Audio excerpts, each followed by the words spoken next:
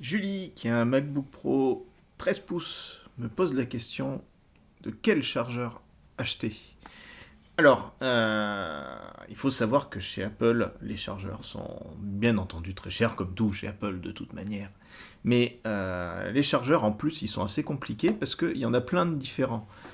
Si je regarde un petit peu sur leur catalogue, il y a des chargeurs 30 watts, 61 watts, 45 watts, 60 watts, 96 watts.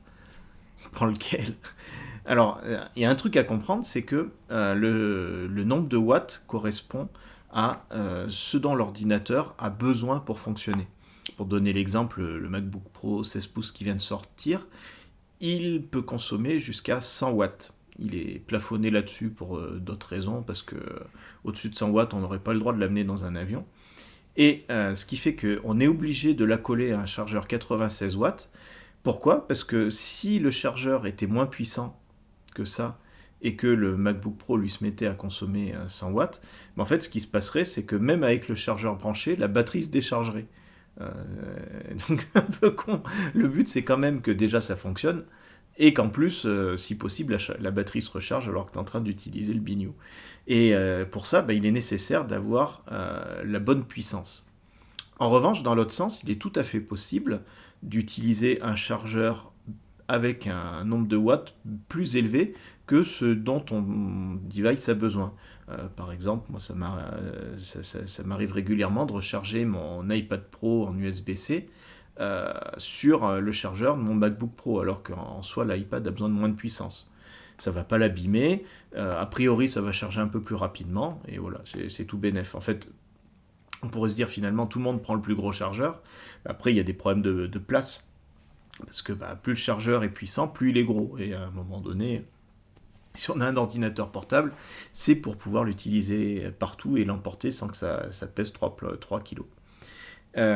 Donc, on peut prendre modulo cette histoire de watts, le chargeur que l'on souhaite.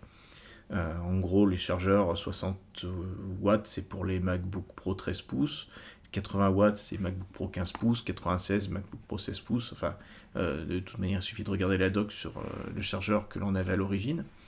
Il vaut mieux prendre des chargeurs Apple parce qu'ils sont assez qualitatifs, ou alors se replier sur des chargeurs qui ne soient pas du chinois bas de gamme qui va te claquer entre les doigts. Moi, je sais que j'en ai acheté un une fois et j'en étais très déçu.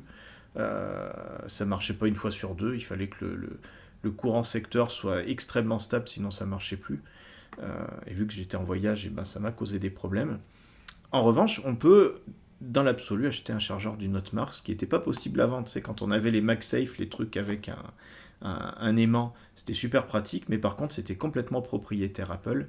Et là, on était obligé de casquer pour acheter le chargeur de chez Apple. Là, on n'est plus obligé. N'importe quel chargeur qui fait de l'USB-C, en respectant le principe du nombre de watts, ça va fonctionner. En petit bonus, pour justement les nostalgiques du MagSafe, ce que je ferai, c'est que je vais te donner les références de petits outils qui sont assez sympas, qui permettent justement de retrouver ce côté magnétique avec un aimant pour éviter, même si on se prend les pieds dans le fil, de tout arracher, euh, et adaptable à de l'USB-C et donc à des MacBook Pro plus récents. Ça, c'est un petit bonus bien sympathique. Allez, salut et bonne charge!